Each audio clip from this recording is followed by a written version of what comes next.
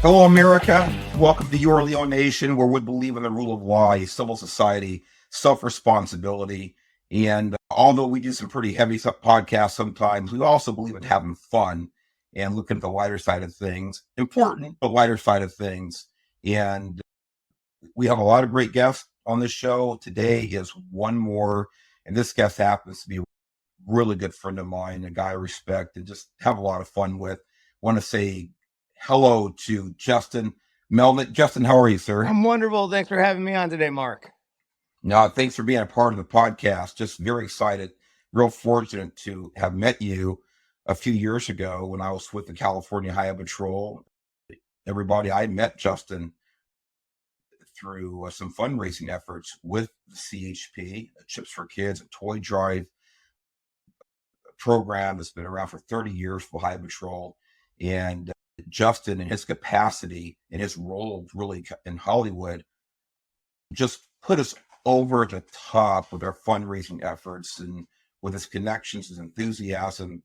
And since then, we have just become very good friends. And Justin, I know people know who you are. A big part of the reason that the CBS show SEAL Team is such a huge success. You are a driving force behind that with your technical advisement and your participation in front of the camera as well. So I would like to give you a chance just to talk about your early experience in law enforcement and how you came to be a part of SEAL Team. Yeah, it's a really wild ride. Very fortunate, very lucky. I ended up in law enforcement completely randomly. I was a combat photographer and overseas. Worked every war zone, pretty much almost every war zone that we were in between 2004 and 2009. Ended in Afghanistan and wanted to put down the camera and stop documenting the problems and try and figure out a way to be part of the solution. So wanted to join the Army. Was totally blown away by the caliber of human that I met in the armed forces while I was over in Afghanistan. And just these are the people that I want to be around every day. These are the people that I want to be like. These are the people that are inspiring me to be better. So I started the process to join the Army through a program. Ended up backing out at the last minute, which kind of sucks because it's one of those decisions that I will have to live with for the rest of my life, wondering, could I have made it? Could I have done it? And then ended up in Los Angeles randomly for a girl and and was just at the end of my rope. I didn't know what to do. I didn't know where to go, what to do. Met Jack Osborne, Ozzy's kid, out of all the people in the world, randomly met him through a mutual friend. And he was a police officer in Indiana. He'd done a TV show there 4 years prior, and he'd maintained his creds. So he invited me down to Indiana to come hang out for a couple of days and shoot some guns and hang out with the SWAT guys. And like, okay, cool. Like, I got nothing else going on. So rolled down to Indiana with him and just fell in love. Just fell in love. Ended up applying to 4 agencies out there in 2 counties and ended up getting hired by all of them and ended up choosing to go with the department that I'm at now because of the leadership there. A man very much like you, Mark, just a leader from out front, a man who does what he says and means what he says, and a man that believes in accountability. And in a world where law enforcement has turned political, he's still a cop. And that's his thing. Seeing him in the way he led from out front, I was like, this is a guy that I want to be beside. This is a guy that I want to follow behind. And then ended up out there and it was just wild. It was such a great experience being in America. Like when you're in Indiana, you're in America. California, New York City, it ain't America. There are parts of California that are American, but New York City and California have lost what it means, what America means, the heart and the soul of this country. And sadly, and I messed up. Sorry, my phone is going on do not disturb right now. I Oh, apologize. Hang on 1 second. I'm not a that's all tech right, guy. man. We're back. That makes two of us.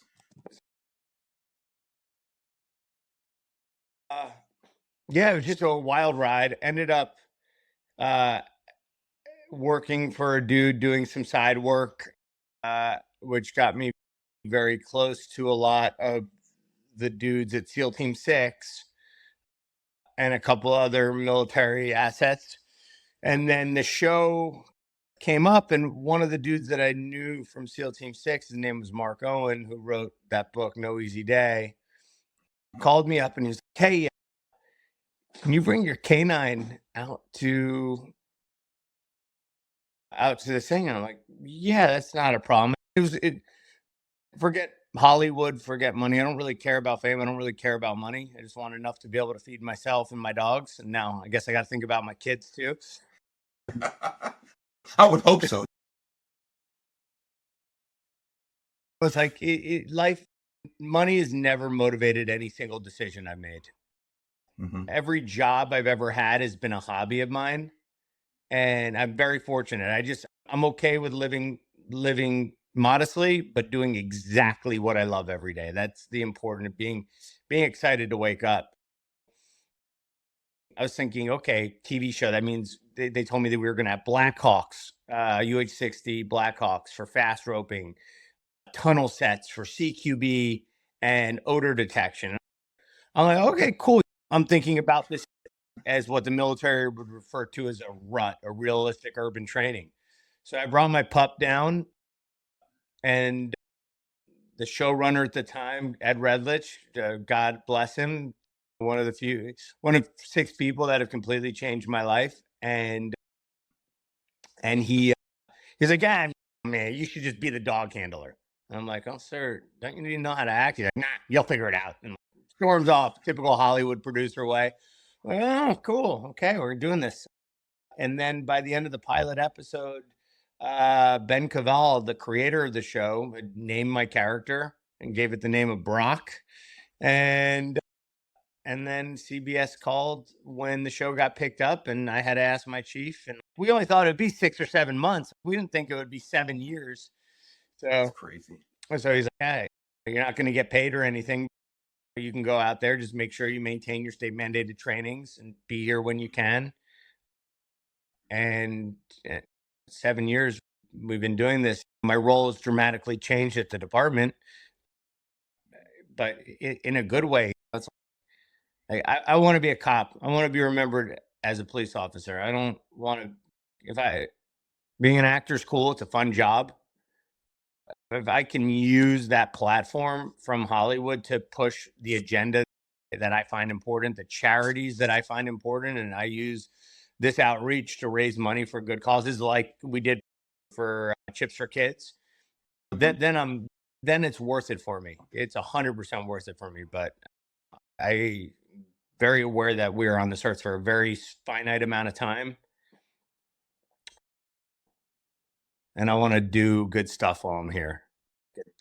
Yeah, I want, if I can, chime in here because you touched on so many things that are really personal to me and important, and I think to our listeners and viewers as well. But there are a couple of things you talked about: leadership. You know, you're chief of your agency, and obviously a gentleman who has a vision, sees the big picture, and saw an opportunity for you to really be even more effective than you were working directly for him in Indiana, but having the influence that you do with countless number of people.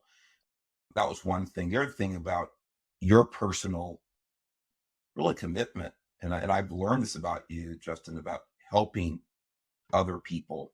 And we talked about it a lot, but the number of people that you've introduced me to that helped me in my CHP career and continue to help me now in the private sector, what I'm doing, including the podcasting, but just the network of good people that have been drawn to you through really your selflessness.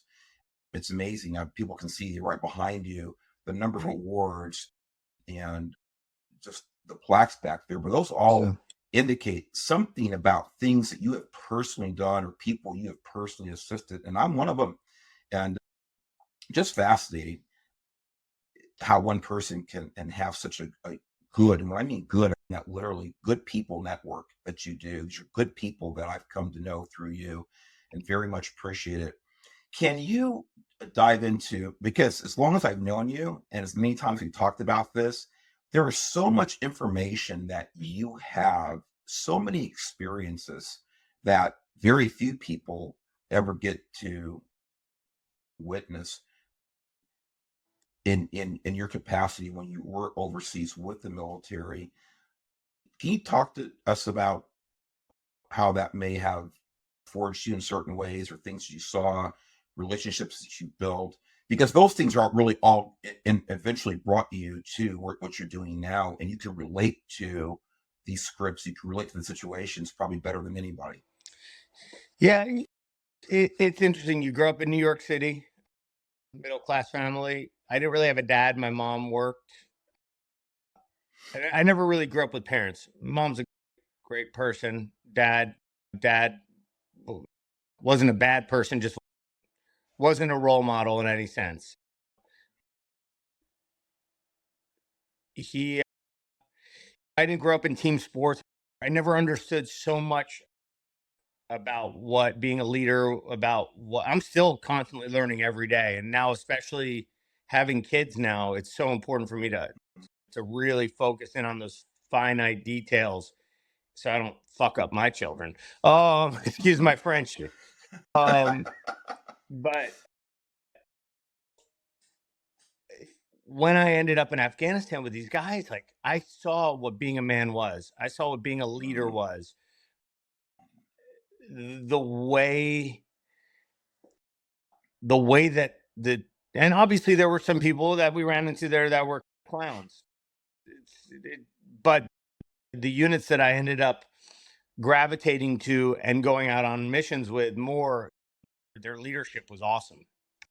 And it's just inspiring to see that people, that this wasn't just, it wasn't just propaganda posters, that these were real life people that believe so much in helping other people that they would solicit the help of their congregations or their school systems back home to send school supplies so that they could go out on ops, and when they were finished on the mission, go to schools and distribute all the backpacks. This isn't on US government dime. This is on communities dime. This is on Mhm. their wives, their churches, their synagogues, their mosques, going out and collecting everything that they can and sending it over to Afghanistan for these guys to give out. You learn firsthand. I learned firsthand about these people that I wanted to be like. So It is fascinating. You and I have had a probably more than a few glasses of wine at your house and talk about these stories in depth. And they really are fascinating for me. I think anybody that I've seen you converse with about this, people are glued to your stories, and you have a lot of them. My dad being a World War II veteran and listening to his stories before he passed away and hearing someone like you who got to witness similar things overseas is impressive. Think on the more maybe pop culture side of this podcast, I'm really fascinating. Look, you gave me a great tour, and actually, my boss, who's also retired at the time, you gave us a great tour of the set, the SEAL team, and I think for people who have even been on Hollywood sets, it's an impressive layout. What's it? Is it a C-17 mock-up or a C-5 mock-up? C-17. it's about 30% bigger than a C-130 and about 10% Okay. smaller than a C-17. Okay. So somewhere in there. But I've been on a lot of Hollywood sets. Again, spent my entire life in Hollywood, so to speak, and have been fortunate enough to see a lot of that stuff. But man, when we walked onto that soundstage, I remember making a right turn in that soundstage, and there's this cargo ramp. I'm thinking, how did they actually land a plane in the sounds? Mhm. It is so impressive. Talk to us about that. Again, for people, I know how popular this show is. And I know that the listeners, viewers would love to hear about maybe some of the behind the scenes stuff and 100%. how these come to fruition, these scenes and all this action. Well, first off, like, we're so lucky. We've got 3 executive producers that care about authenticity. They want it real. They will go the extra mile to ensure that we have the details, which allows me to do my job.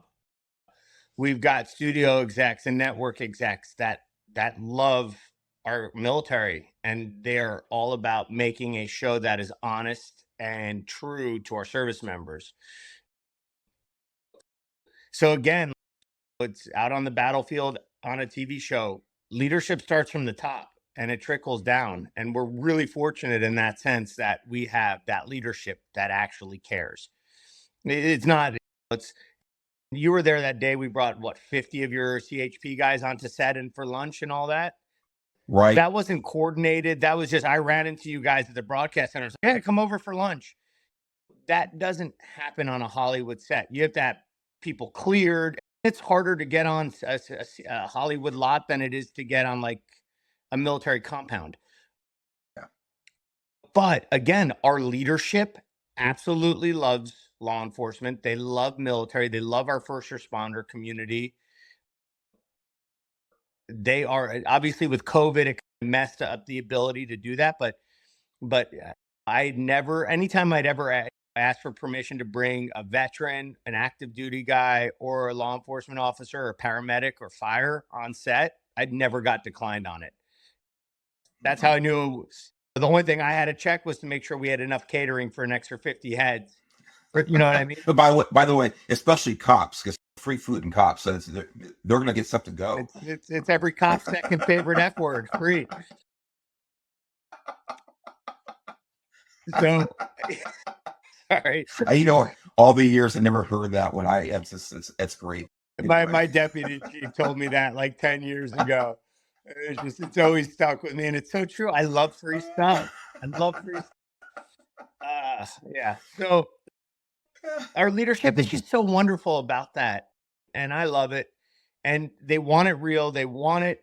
You know, we make a show that 12 million people watch, but they genuinely care what the 300,000 people that are tuning in that actually know the piece of camouflage or the manufacturer of vest or the type. They want those details. The idea is to make the show as real as possible without compromising operator safety. We never want to divulge information that could get guys hurt downrange.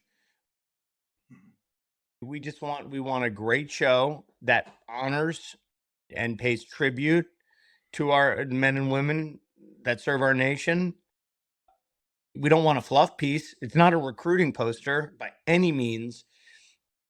But I think I've never served in the military, but I've spent a long time around guys from those units, watching them come into the units, watching them be the new guy, watching them progress to the TL. And now I'm getting old enough that I'm watching guys retire. Like in about 4 years, the guys that I first met when they came to the assets are now pushing out. And we're just getting old, sir. I'm getting older than you. Speaking about watching people come and go, I knew I was getting old in the highway patrol. One day I was doing an inspection. It's reminded me. Sorry, I'm taking a little segue here, but I was doing an inspection. I was an assistant chief at the time. So I'm inspecting the troops at one of my commands, and started talking to one of these kids, looking at his weapon, and he said, "Sir," he said, "may I speak with you?" I said, "Of course, yeah." What? He said, "You trained my father." I almost fell over. I said, "Okay, where's the cane or a wheelchair? And where's my depends?" I go, "I trained your dad." And this name, I said, "Yeah, I trained so many. I trained 40 officers over my time as an FTO." I said, "When was that?" And he said, "Oh, it's like 1994 or something." And I just thought, oh my God. But that's how old. That's when the age factor set in. So anyway, I thought I'd chime in there, but go ahead. You're That still in is a great shape. phenomenon. I wouldn't want to fight you on a No. mat. I wouldn't want to go into the gym and roll with you. Well, that makes two of us. You are a wiry dude. And by the way, every time I'm at your house, I look at that gym you have there. So, oh my God, if I had a gym at my house, I could actually get in real shape. But yes, it is. I tell you, it's important to me. I want to stay healthy and in shape because I love being active. I'm, my character is a superhero. Yeah. Like I Mhm. am playing. I'm playing America's super ninja. Like it's out of respect for those dudes. I think it's important to wake up and pound gym every morning for an hour. I take one day off a week and stay healthy, stay sharp, and at least physically represent these guys properly. You do that. Speaking of that, speaking of all the physical requirements to talking about authenticity, talking about attention to detail earlier with the sets, but someone like you, the people who are actually, because you're behind the camera and from the camera, I know you do both, but the attention to detail that you're talking about in the physical fitness side is really that's something that cannot be faked on camera. I know you guys are all in great shape. I know you have your own fitness program, but actually some of the things you do, I think it was a couple of months ago, a few months ago, you asked me if I wanted to bring the kid up to watch you jump out of I forget which helicopter up in like in the Santa Clarita area. I think it was. Is that right? Yeah. Yeah. Is that right? My recollection, Yeah, you yeah, that were was like a repelled pretty out of chocolate. you missed a pretty incredibly wild day. Yeah, I was actually working for a living or something. I can't remember why I missed it. But talk about that stuff and what training you got to do that and how often you do these things for SEAL team for the show. Yeah.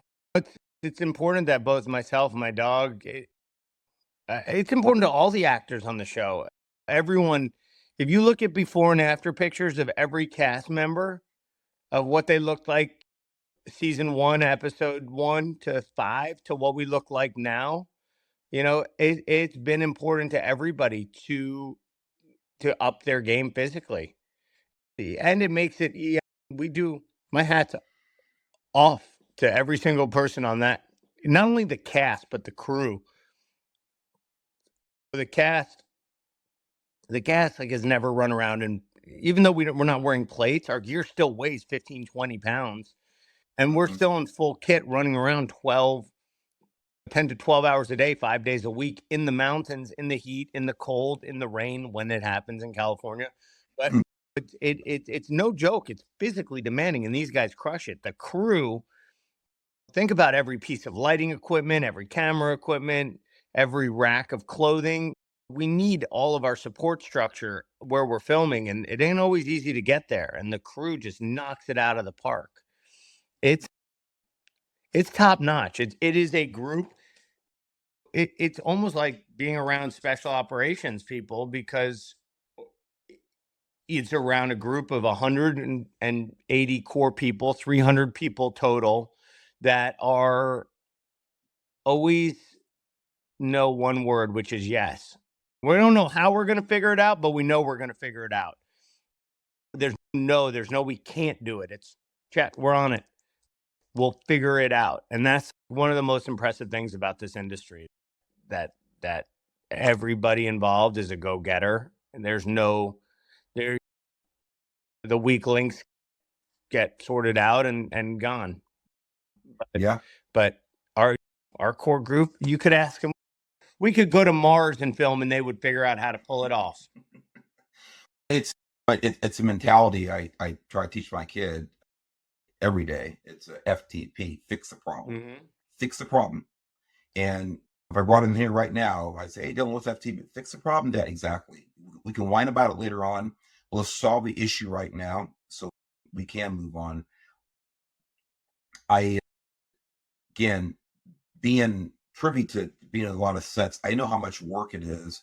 We all make fun of Hollywood, even though people like you who are in Hollywood, we make fun of it. But there's so much work that goes into every single minute of footage that we enjoy when we watch SEAL Team or any other well-produced show. So for the Go ahead. fans, so that they understand, every 45-minute episode is about a month, 3 weeks to a month of writing a script, and then like 10 to 14 days of prepping an episode, 8 days of shooting an episode, and then a month of post production on an episode, just for That's 40 minutes crazy. of television. Yeah. And How and many and, episodes? and while that's happening, episode one, you're on your own. You get that all to yourself. But while we're filming episode one, we're prepping episode two. Mhm. And then sometimes we're shooting, prepping at the same time. Like, it's wild. Sometimes we're prepping 4 episodes at the same time if we're block shooting stuff. So it ain't an easy job for people that want to get into it. Be prepared to earn your money. There ain't no free lunches in that industry. No, they're not. It is. It's a very competitive, very labor intensive industry. So, what does it look like for you? Because again, I said it a few times on this episode that you're behind and in front of the camera because you do obviously a lot of technical advising, and it probably varies from episode to episode. But generally, what does it look like for you? What are you doing on a daily basis doing these 7, 8, 9 days of shooting or prep or even writing, maybe? I I try and get the scripts as soon as I can. As soon as they're out, I'm reading them. I always joke with my bosses. I'm usually the first one to ask for a script, and I'm usually the first one to watch and edit and get. Half of me is because I want to be prepared, and the stuff that I do on the show requires time. I'm acquiring equipment that doesn't exist in the Hollywood world, and the other half of me is I also say I'm probably the number one SEAL Team fan. I love the show. I love what the show's about. I love the characters. I love the writing. I love the story. I love the cinematography. I love it all, and it has nothing to do with me being involved. If I didn't work on the show, I would still watch every episode of the show religiously because I love the subject matter. I'll try and get a script as early as possible. And if I can't get a script, I'll just get an idea of the mission we're on, what the mission sense is. And then from there, I'll start trying to find the gear. Uh, or in some cases, I look at the mission set and I can't find the gear that would be good for it. And then I'll use that mission as a as like an ability to create a piece of prototype equipment for that actual mission set. Sometimes, sometimes that stuff will end up going into the market space, and sometimes it's just a prototype that lives in and dies. But I like to use this show as a platform for developing equipment as well. It's a great place to test stuff. It's the environments are all real. So That is fascinating. I think all the conversations you and I've had in person or otherwise, I hadn't heard that or even probably considered the fact that this is so realistic that it's really a test platform for equipment as well. yeah, so the Can-Ams that you see on our show, our side by sides that we use, I went and I like Polaris as a company. I love a lot of their vehicles, but I wasn't in love with their Razor, their military Razor. So I went and I got a Can-Am chassis of a vehicle that I like, that I find to be a little bit more stable. And then what I did is had the special effects guys and our in-house welders basically build up a side by side that's military looking, but I took all the things that I liked about the M Razor and all the stuff that I didn't like about the M Razor and created our own vehicle for Bravo team to use.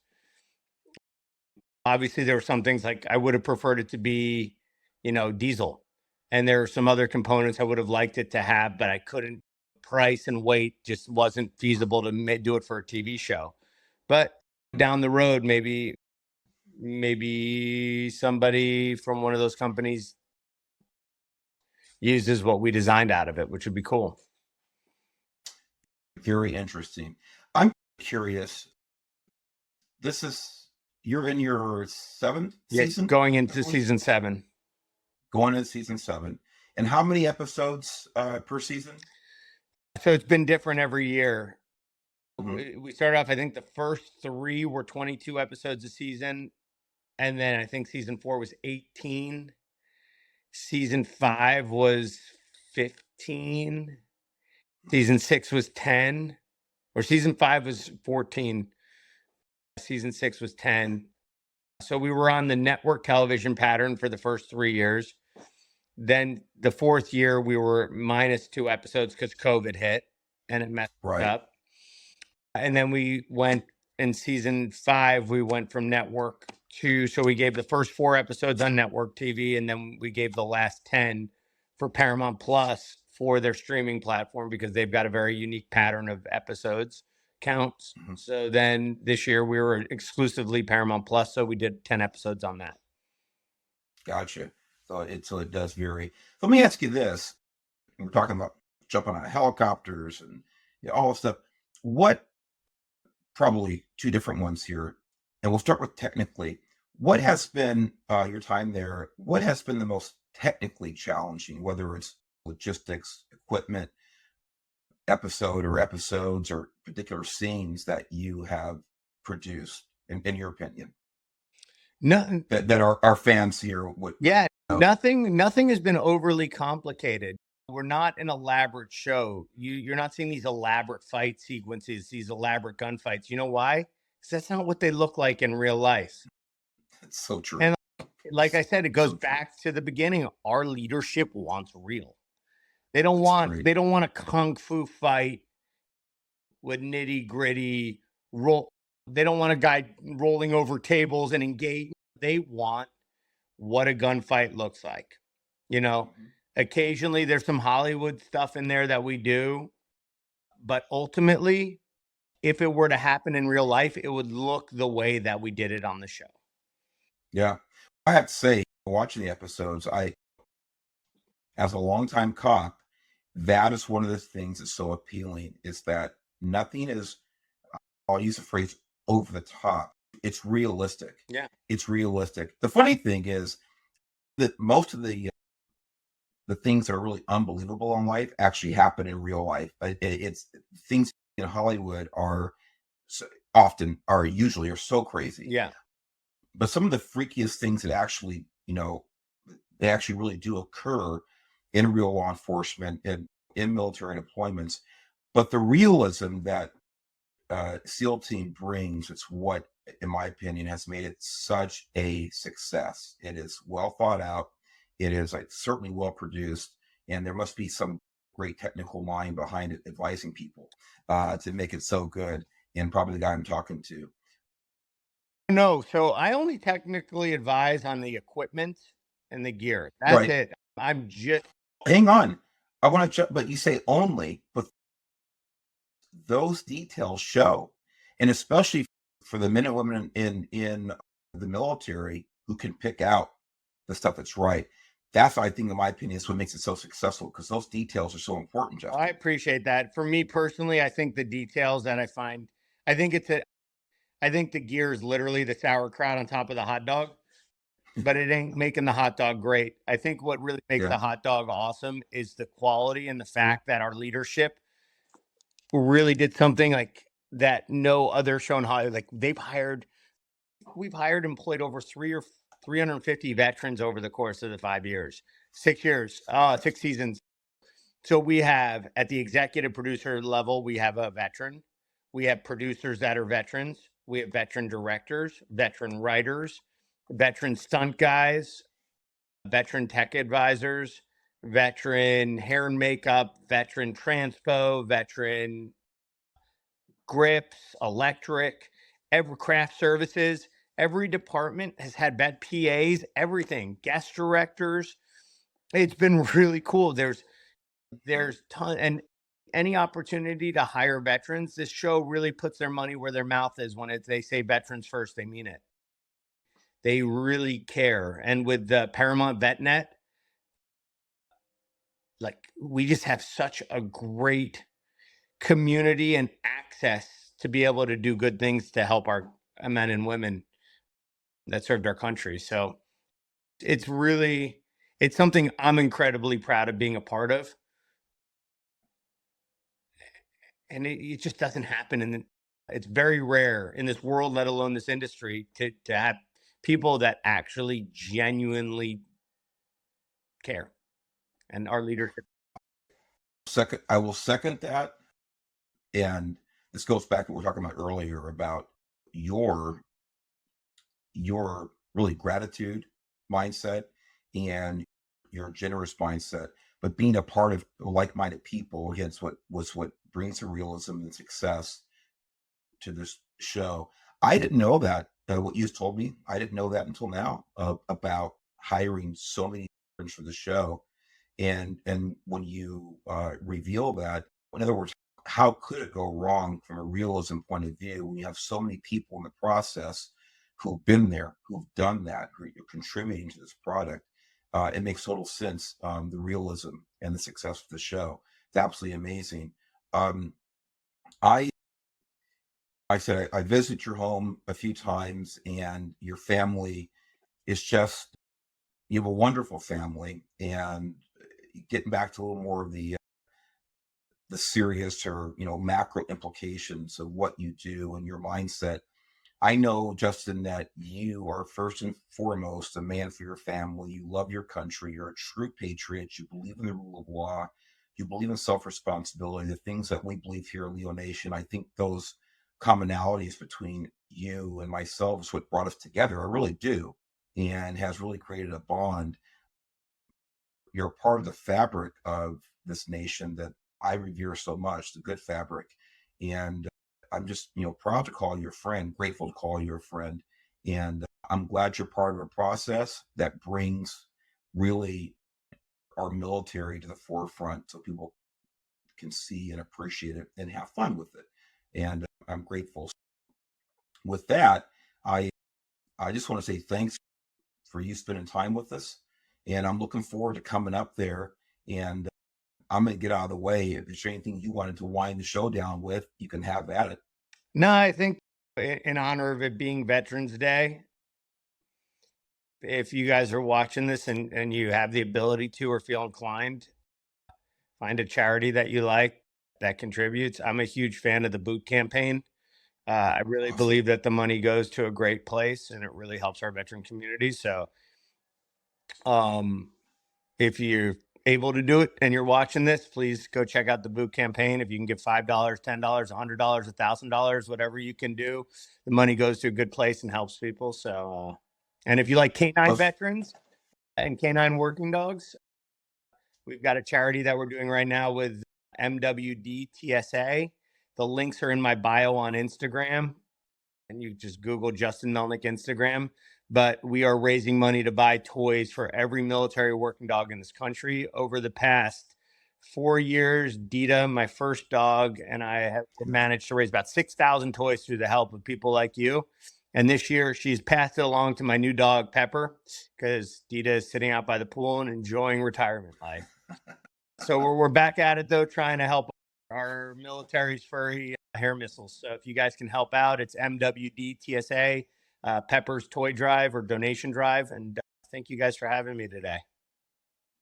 Justin, thank you. I'll tell you what, and I hadn't mentioned it before, but we are recording this on Veterans Day. We probably won't get the entire podcast up on Veterans Day, but we'll try to get this clip up right now we're talking about. So if you're listening, hey, hit rewind, listen to those charities. Justin Melnick has helped so many people, so many organizations, so many underprivileged kids in this country. Please help him to help others. Go to those charities, donate, support, follow him, follow Your Leo Nation. Check us out on Instagram, on YouTube. We need the support. Like it, subscribe, do it all. Make sure you hit the donate button on our page here. We'll take you to the Leo Project, our charitable partner. And we want to help the families of fallen officers. Justin Melnick, SEAL Team, CBS, God bless you. Thanks for the time. We will be in touch, my friend. Can't appreciate your time. Say thanks enough for your time today. Thanks for having me, Mark. Great to see you. Come up and visit soon. We will do, definitely. Take care. Take care, my friend. Bye bye.